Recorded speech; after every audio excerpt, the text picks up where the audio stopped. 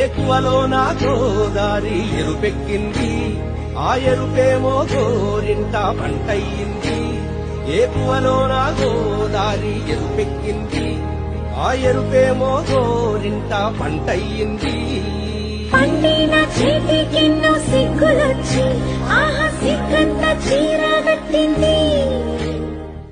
కొండలు 11 కిలోమీటర్లు 3550 మెట్లు. ఎంతో నిరీక్షణతో ఇవన్నీ దాటితే అక్కడుంటుంది ఒక ఆనంద నిలయం. అందులో ఒక పెద్దనుంటాడు. అతన్ని నమ్ముకున్న వాళ్ళకి కష్టం అనేదే తెలీదు.